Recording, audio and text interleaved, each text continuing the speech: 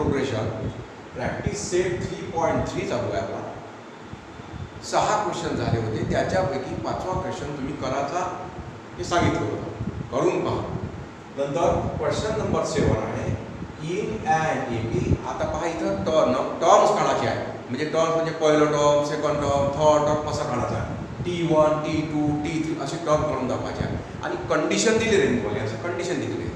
तर पहा in and A B the sum of, पहा काय दिला आहे, sum of 3 consecutive terms. Consecutive term means एका मागून एक येणारे 3 टर्म, याची काय दिली आहे बेरीज 27. बेरीज दिली आहे 27, म्हणजे सम दिली आहे. त्यानंतर असं सम दिले असेल तर ए बी मधले टर्म कसे कन्सिडर करायचे ते पाहू. अँड मग बाकीचं दिलं असेल देअर प्रॉडक्ट इज 504. त्याचा प्रॉडक्ट किती आहे, तिन्ही टर्मचा प्रॉडक्ट किती आहे 504. Find the terms, term find out करायचे आहे. तर याच्यात अज्यूम करायचं आहे का, अज्यूम दिला आहे, हे दिला आहे, टीप दिली आहे. Assume that 3 consecutive terms in AB are A minus B, A plus. 3 term कोणते कन्सिडर करायचे, हे दुसरं आणि हे तिसरं. याच्यात आयडिया काय पहा, हेच का घेतले पहा. तुम्हाला माहित आहे T1, T2, T3, T4 असे टर्म असते, असे टर्म घेतो आपण एपी मध्ये. मग आता पहा काय होते, T1 ला A लिहितो, T2 ला A प्लस D लिहितो, T3 ला A प्लस ट्वाइस D लिहितो, T4 ला A प्लस थ्राइस D. बरोबर आहे. आता पहा ह्या प्रॉब्लेम मध्ये काय फरक आहे, म्हणजे हे असं का लिहायला लागते. आपल्याला दिला आहे सम दिली आहे. तर पहा या तिघाची बेरीज, एका मागून एक येणाऱ्या टर्मची बेरीज केली. समजा हे एवढेच घेऊ आपण हा, 3 टर्म T1, T2, T3 बेरीज केली तर काय होईल, A plus D, T1 plus T2 plus T3, A plus twice D झाला. आता इथं समजा 27 दिले आहे, तर काय होईल पहा, A प्लस A झाले थ्राइस A आणि D plus twice D plus thrice D equal to 27. हे काही सॉल्व्ह करता येत नाही, म्हणजे अजून दुसरं इक्वेशन पाहिजे आपल्याला. मग दुसरं इक्वेशन याच्यावर काढता येते, पण ते काय होते, कॅल्क्युलेशन लेंदी होते, टाइम टेकिंग होते. म्हणून पहा इथं काय केलं, ह्या पहिल्यांदा काय केलं, समजा पहिलं टर्म A घेतलं, ऍडजस्टमेंट बरोबर गेली, हे पहिलं टर्म A घेतलं, T1 झाला, T1 नाही, एक टर्म A घेतलं. आता याच्या नंतरचा टर्म कसा येईल, A प्लस D. ऍडिशन करतो ना आपण, कॉमन डिफरन्स ऍड करतो अर्थमॅटिक प्रोग्रेशन मध्ये. प्रत्येक पुढचं टर्म काढण्याकरता मागच्या टर्म मध्ये काय करतो, ऍडिशन किंवा सबट्रॅक्शन, कॉमन डिफरन्स आहे ना. मग आता हे A प्लस, याच्या अगोदरचं टर्म कसं असेल, याच्या अगोदरचं किती न कमी असेल, मायनस D. समजा आता मी फॉर एक्झाम्पल घेतो, समजा 7 आणि 3 10, 3 13, 3 16, कितीचा कॉमन डिफरन्स आहे 3चा. हे घेतलं आपण पहिलं A घेतलं समजा आहे ना, 3 ऍड केले म्हणजे A प्लस B झालं. किती ऍड केले, 3, 7 अधिक 3 10 झाले. T3 घेतलं तर A प्लस ट्वाइस D म्हणजे पहा 3, इथे 3 टाकले, 3 दुने 6, 6 आणि 7 13. बरोबर, A प्लस ट्वाइस. याच्या अगोदरचं टर्म कोणतं, याच्या अगोदरचं काय करावं लागणार, ह्या 7 मधून 3 मायनस करावं लागेल, म्हणजे 7 मायनस 3 म्हणजे 4 होईल. म्हणजे हे झालं A मायनस D. A म्हणजे 7, मायनस D म्हणजे 3, म्हणजे काय 7 मायनस 3 4. म्हणजे याच्या अगोदरचे टर्म मायनस मध्ये काढा, A minus twice D, A minus thrice D, A minus 4D, A minus 6D असे. याच्या नंतरचे कसे काढा तुम्ही, एका टर्मच्या नंतरचे A plus D, A plus twice D, A plus 3D, A plus 4D असे ऍडजस्टमेंट करावं लागते. बरोबर आहे. मग आता हे असे टर्म का लिहिले, 3 टर्म का लिहिले, पहा इथं कंडिशन का कशी होती. ह्या 3 टर्म लिहिले तुम्ही असे, समजा ह्या AP चे 3 टर्म आहे, 1 2 3. हे दिलं काय उदाहरण एक्झाम्पल मध्ये दिलं आहे. आता पहा बरं, याची बेरीज किती आहे 27. A minus D plus A plus D पहिलं टर्म, दुसरं टर्म, तिसरं टर्म. याची बेरीज किती आहे 27. पहा बरं काय होते cancel. Plus D minus D cancel. A plus A equal to 28, A equal to 27. A म्हणजे ए ची व्हॅल्यू काढता येते आपल्याला याच्यावर. बरोबर आहे. म्हणजे असे जर टर्म लिहिले आपण 3 टर्म, 4 टर्मचं वेगळं आहे, 5 टर्मचं वेगळं आहे, बरोबर कॅन्सल झालं पाहिजे हे लक्षातच असले पाहिजे असं नाही. फक्त तुम्ही बरोबर ऍडजस्टमेंट करा. बरोबर आहे. तर A minus D A plus D असे जर टर्म घेतले तर तुम्हाला एका व्हेरिएबलची म्हणजे ए ची किंमत मिळते. मग डी ची किंमत आहे दुसऱ्या सेकंड टर्म प्रॉडक्ट इज 500 याच्यावरून दुसरं डी ची व्हॅल्यू काढायची. मग ए माहीत झाला, डी माहीत झाला का तुम्हाला 3 टर्म काढता येते. 3 टर्म आहे समजलं. तर याच्या मागचं कारण काय आहे, असेच का लिहिले 3 term A plus D A plus 2डी ए प्लस 3डी का नाही लिहिलं. कॅल्क्युलेशन सोपं झालं पाहिजे याच्यासाठी. आणि तसंही लिहिलं तरी प्रॉब्लेम येते, फक्त कॅल्क्युलेशन जास्त होते. समजलं. म्हणून आपण ह्या हिंटचा अजूनचा हिंट जे दिली आहे त्याचा उपयोग करू. मग आता त्याचा उपयोग करण्याकरता काय करावं लागेल. Suppose 3 terms, suppose 3 कॉन्सेक्युटिव्ह. पण प्रॉब्लेम कसा आहे कॉन्सेक्युटिव्ह पाहिजे, एका मागून एक येणारे. ए मायनस डी नंतर ए येईल, ए नंतर ए plus D, A plus D नंतर ए प्लस 2डी, याच्या अगोदर ए मायनस 2डी. बरोबर आहे. 3 consecutive terms of an AP are एक घेतो a मायनस b, हे झालं t1, हे झालं t2, हे झालं t3. आता by condition given that sum of 3 terms, their sum is, short मध्ये लिहितो, देअर सम इज 27. म्हणजे ह्या 3 टर्मची बेरीज किती आहे, मांडा मग बेरीज. एक घेतला a मायनस d, बरोबर आहे. दुसरं ऍड केलं प्लस a, तिसरं ऍड केलं a प्लस d, हे झाली सम, ते गाची सम. आणि हे सम किती आहे, हे सम आली पाहिजे 27. आता सॉल्व करा. Plus d minus d cancel, म्हणजे काय झाला a plus a plus a thrice a, that is thrice a equal to 27 आहे ना. आता a इक्वल टू काय होईल, a equal to 27 by 3, that is equal to 9. a ची व्हॅल्यू झाली. therefore a इक्वल टू 9 एक झाला. आता काढायचा आपल्याला d ची किंमत. समजा a ची व्हॅल्यू तर काढली, d ची किंमत काढली, म्हणजे हे तिन्ही टर्म माहित होऊन जाते. मग d ची व्हॅल्यू पहा बरं काय दिलं आहे, दुसरी कंडिशन. अजून कंडिशन शोधा याच्यामध्ये.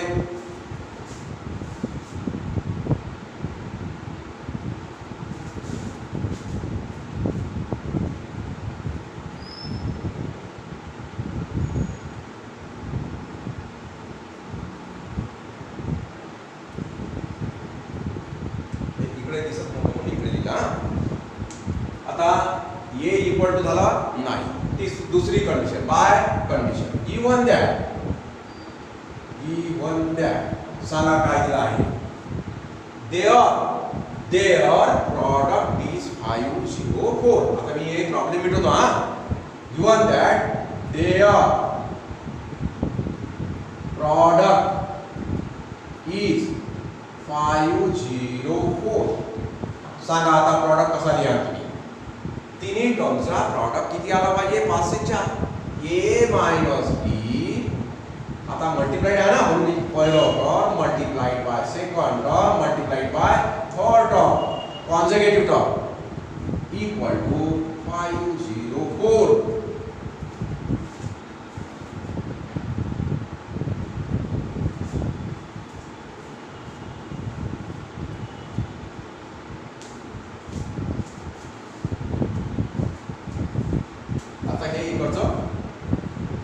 इरेज करतो हा. आता आपल्याला लक्षात आलं सर्व.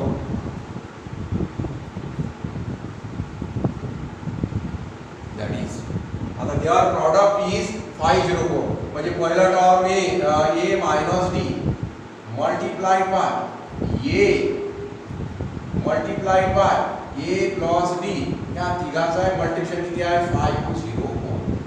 आता तुम्ही ए ची किंमत काढून टाकू शकता.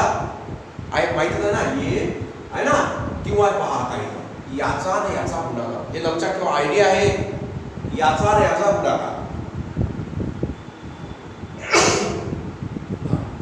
या टर्मचा आणि ह्या टर्मचा गुणाकार करू आपण म्हणजे एकत्र लिहू ए मायनस डी. गुणाकार कसाही करता येईल 5 गुणिला 4 गुणिला 2 5 24 गुणे 40 आणि समजा तुम्ही दिलं 5 गुणिला 2 गुणिला 4 5 गुणे 10 40.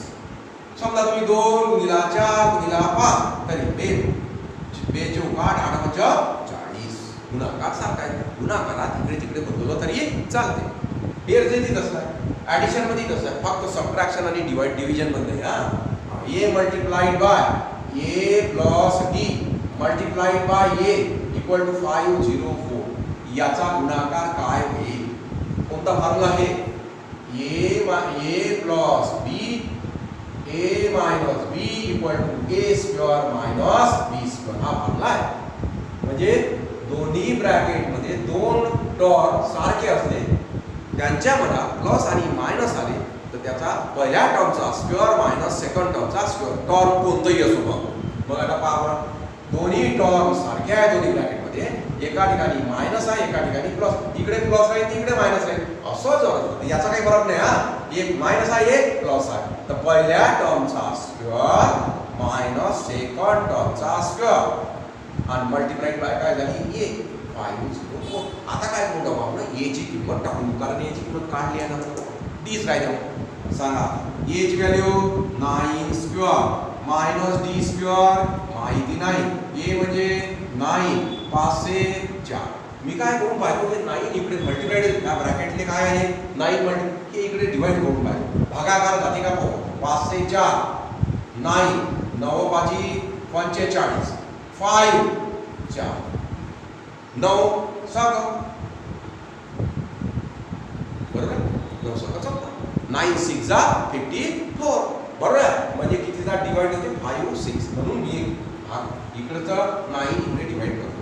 9 square 81 minus D square that is 504 divided by 9 that is किती ते 81 minus D square equal to 56. आता सॉल्व करायचा आहे 81 तिकडे घेऊन जा that is D square minus D square equal to 56 minus 81 है ना. आता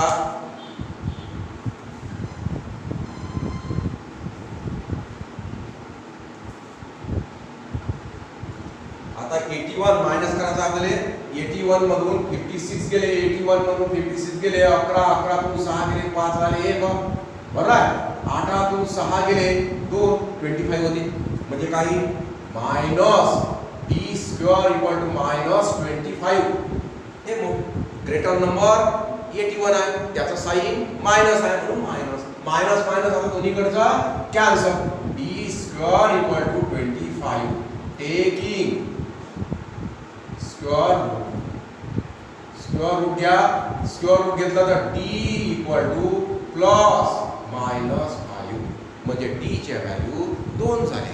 म्हणजे आपल्याला 2 टर्म मिळाला झाला. D equal to plus minus 5 एक डी ची व्हॅल्यू प्लस घेऊन एक डी ची व्हॅल्यू मायनस पण ए ची व्हॅल्यू एकच निघाली आहे ना तर ए ची व्हॅल्यू तेच घेऊ. पहिला कोणती होईल इफ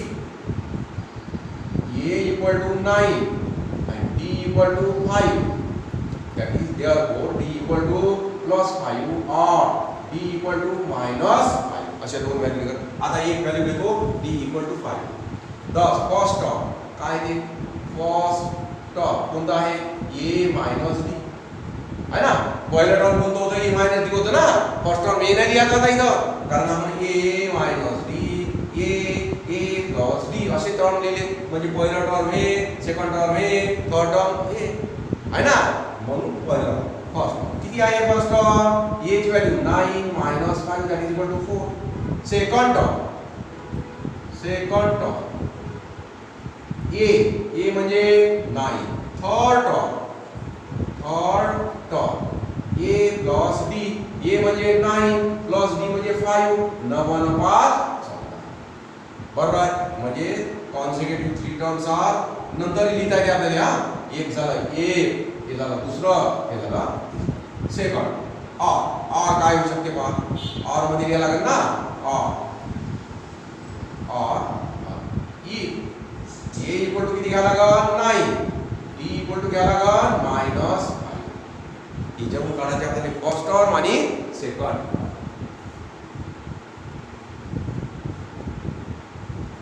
सांगा आता first term a minus b, a ची व्हॅल्यू किती आहे 9 मायनस आहे मायनस d ची व्हॅल्यू -5 बरोबर. Note this step minus d ची value -5 that is equal to 9 plus 5 that is equal to 14. त्याच्या उलट होते 14 मग 9 लिहिलं मग 4 लिहिलं. पहा आता second term is equal to a ची value 9. Third term is equal to a plus d, a ची व्हॅल्यू 9 प्लस -5, कोणाची व्हॅल्यू आहे -5, d ची व्हॅल्यू -5 आहे. That is a plus multiplied by -5 that is equal to 4. पहा उलट आले की नाही. पहिला टर्म 4 9 14, इथं पहिला टर्म 14 9 4 म्हणजे उलट केली. अशा प्रकारे बहुतेक उलट केली. आन्सर लिहू आपण आता. Therefore 3 consecutive terms of an AP are पहिलं काय काढलं म्हणा हे याचे काढले, हे याचे काढले म्हणजे कोणतं येईल 4 9 14. दुसरं काय होऊ शकते 14 9 4 बरं. 14 9 4 और 4 9 14 हे झालं याचं आन्सर. याच्यानंतरचा प्रॉब्लेम. याच्यानंतर 8वा प्रॉब्लेम आहे find the 4 consecutive term in an AP. 4 consecutive term आणि पुस्तकात दिला आहे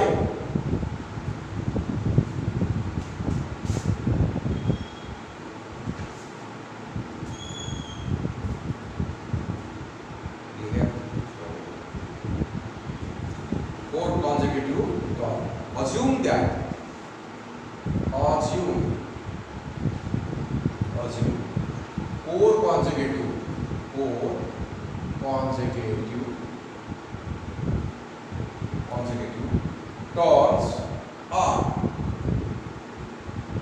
terms of an AP are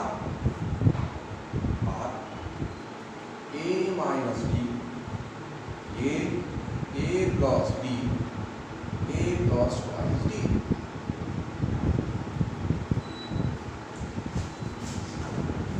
तर अशा प्रकारचं एक प्रॉब्लेम असं दिलं आहे ना. हे हिंट दिली आहे.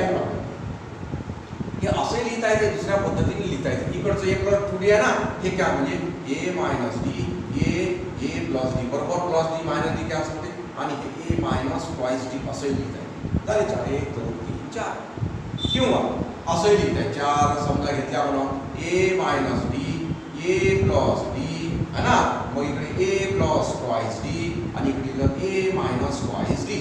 पहा बरोबर plus twice D minus twice D cancel, plus D minus D sum दिली आहे ना म्हणजे बरोबर कॅन्सल होते. a ची व्हॅल्यू काढता येते असं दिलं आहे. पण आपल्या टेक्स्ट बुक मध्ये असे कन्सिडर करा आहे म्हणून मी असं कन्सिडर करतो. हे असे 4 कन्सिडर करता येते. बरोबर आहे. 4 आले माझे पास. पहा बरं आता काय दिलं आहे. Suppose 4 consecutive terms in an AB are कोणते A from textbook A plus D, A plus twice D. Given that पहिली कंडिशन, given that काय कंडिशन आहे पहिली. sum is equal, their sum is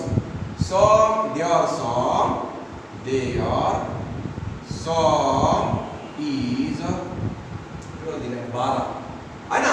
मग 12 जर बेरीज दिली तर म्हणा पहिला टर्म कोणता आहे इक्वेशन तयार करायला लागणार.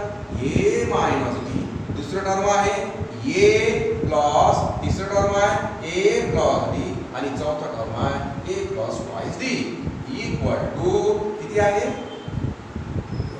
आता सॉल्व करू आपण. काही कॅन्सल होते का काही राहिलं. हा plus D minus D cancel कोणी होत नाही cancel. A plus A plus A plus A 4a plus twice D is equal to बरोबर आहे 4d. A plus A plus A plus A 4a नंतर हे ट्वाइस डी राहिलं. हे plus D आणि मायनस डी कॅन्सल झालं. Twice D equal to 2. याला किती डिवाइड करून टाका. सोपं होते नाही. डिवाइडिंग बाय 2 बाय 2 ने डिवाइड केल्यानंतर काय मिळते 2a इथं 2 ने भागलं 2 गुणिले 4 प्लस इथं 2 ने भागलं d आणि इथं 12 ला 2 ने भागलं 6. हे इक्वेशन 1 आता आपल्याला इथं दोन्ही व्हॅल्यू मिळाल्या नाही. मग आता दुसऱ्या कंडिशन नुसार मिळणार. पाहू करू दुसरी कंडिशन. कोणती कंडिशन आहे. Sum of the third and fourth term is 40. given that sum of third and fourth term is किती आहे 40. बरोबर लिहायचं आहे थर्ड. आता कोणतं थर्ड टर्म आहे पहा बरं. थर्ड टर्म पहिलं दुसरं तिसरं a प्लस d तिसरं टर्म अँड फोर्थ टर्म म्हणजे कोणतं आहे पहिलं दुसरं तिसरं चौथं a प्लस ट्वाइस d.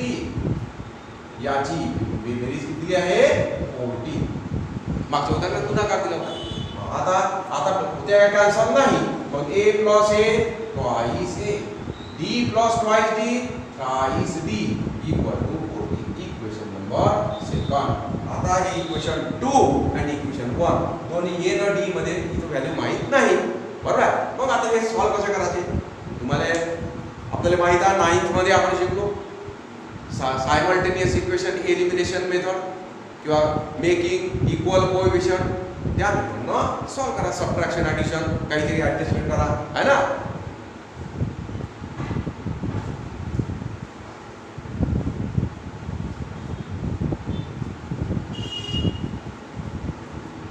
पहिले solving equation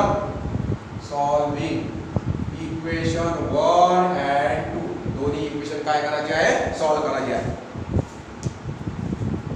solving equation 1 and 2. पहिलं इक्वेशन आहे twice a plus d equal to 6. Equation 1. Second twice a plus thrice d equal to 14. Equation number 3. काय करावं लागेल पहा. ये कॅन्सल होतं. हा ये याचा कोएफिशिएंट 2 हा ये याचा कोएफिशिएंट 2 दोघांचा कोएफिशिएंट कसा आहे सारखा म्हणजे कॅन्सल होते. मग काय करावं लागेल सबट्रॅक्ट. मग सबट्रॅक्ट करतो म्हणजे दुसरं इक्वेशन आहे याच्या प्रत्येकाचे साइन बदला मायनस. हे minus plus twice a minus twice a cancel plus d. आता हे प्लस कॅन्सल झालं मायनस 3d म्हणजे 1 मायनस 3 मायनस 2 मायनस 2d. आता इथं 6 मायनस 40 सांगा 14 मधून 6 गेले 8 बरोबर ना. Minus cancel twice d equal to 8 d equal to 8 by 2 d equal to 4. चला आता d ची व्हॅल्यू मिळाली म्हणजे एखाद्या इक्वेशन टाका. पहिल्या इक्वेशन टाकून देऊ put d equal to 4 in equation 1. Equation 1 टाका. काय रे इक्वेशन 1 पहा बरं. That is twice a plus d equal to 6. Twice a plus d 4 equal to 6. Twice a equal to या 4 तिकडे द्या 6 minus 4 twice a equal to 2. बरोबर आहे. देअरफॉर a इक्वल टू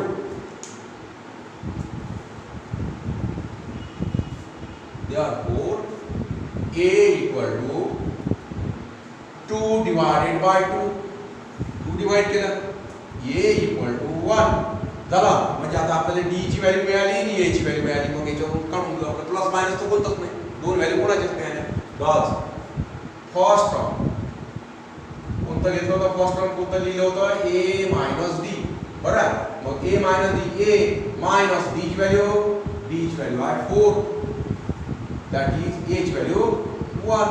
बरोबर. Put here a equal to 1, put a equal to 1 and d equal to 4. First term माहिती नदी 1 minus 4 minus 3. Second term काय घेतलं होतं a ची व्हॅल्यू किती निघाली 1. थर्ड टर्म काय आहे a प्लस d पाहून घ्या ना रिवाइज करू का पहिले दिले आपण a plus d 1 plus d ची व्हॅल्यू 4 दॅट इज 1 है ना. Third term fourth term is equal to a plus twice d. Value टाका a म्हणजे 1 प्लस ट्वाइस d ची व्हॅल्यू 4 a ची व्हॅल्यू 1 d ची व्हॅल्यू 4 त्याने ट्वाइस मल्टिप्लाइड किती येते 1 plus 8 that is equal to 9. म्हणजे these numbers are terms are therefore answer लिहायचं पूर्ण therefore 4 consecutive terms of an APR. पहिलं टर्म 1 दुसरं नाही पहिलं कोणतं आहे -3 हे पहिलं टर्म -3 दुसरं टर्म 1 तिसरं टर्म 5 चौथं टर्म 9 हे झालं आन्सर. आर मध्ये का नाही आलं इथं कारण एकाची व्हॅल्यू प्लस मायनस नाही म्हणजे एका ए ची किंवा डी ची व्हॅल्यू दोन व्हॅल्यू आल्या नाही. मागच्या उदाहरणात डी ची व्हॅल्यू 2 आल्या होत्या एक +5 आणि एक -5 म्हणून आर मध्ये होता. अशा प्रकारचे हे 8 व्हायच्या नंतरचं 9.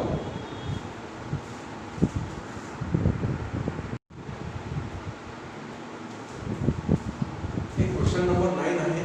9th term is 0.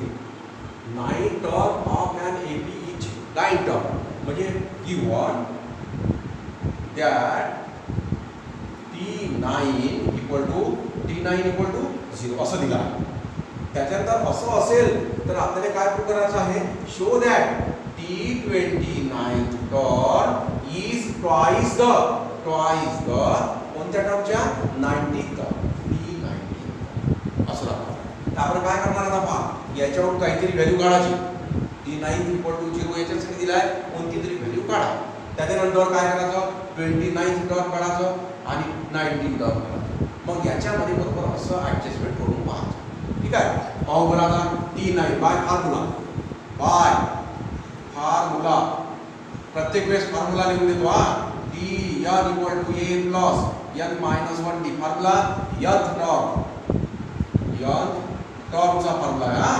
सांगा T9 दिलाय ना T9 equal to a plus 9 minus 1d कोणाची व्हॅल्यू टाकली n equal to 9. आता हे सॉल्व करा. त्याची व्हॅल्यू 0 दिली आहे 0 हा that is a plus 8d. आता मी काय करतो याच्यावर कोणाची तरी व्हॅल्यू काढतो a 8d कडे आणतो -8d equal to a that is a equal to -8d. याला लिहितो इक्वेशन 1. याच्यासाठी दिला आहे a ची व्हॅल्यू काढा किंवा d ची व्हॅल्यू तुम्ही d ची व्हॅल्यू काढू शकता. d ची व्हॅल्यू काय टाकू शकते हे मायनस कडे -a/8 असे करू शकता. पण हे सोपं आहे. हे इक्वेशन 1 मिळालं आपल्याला. आता पाहू आपण बाय फॉर्म्युला 29 टर्मच्या ऐवजी पहिले 19 टर्म काढून घेऊ. बाय फॉर्म्युला सांगा Tn equal to a plus n minus 1d T19 a plus 19 minus 1d कोणती व्हॅल्यू टाकली n equal to 19. आता T19 माहित नाही आपल्याला मागच्या T9 दिलं होतं 0 आहे म्हणून याची व्हॅल्यू 0 टाकली. इथं आहे का T9 दिलाय का नाही. मग आता a plus 18d या a ची व्हॅल्यू टाकून form equation 1 T19 equal to a ची value -8d plus 18d T19 equal to 18d minus 8d म्हणजे 10d. इक्वेशन नंबर 2 हे झालं T19 सेकंड इक्वेशन. आता 29th टर्म काढू.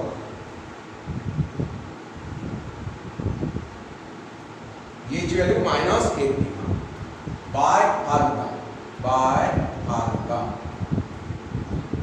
Tn equal to a plus n minus 1d Tn T29 एची value टाकता येते आपल्याला 29 मायनस 1d कोणती व्हॅल्यू टाकली n equal to 29 that is t29 equal to a plus 29 minus 1 28d t29 equal to एची value टाका minus 8d plus कशावर टाकली आपण फ्रॉम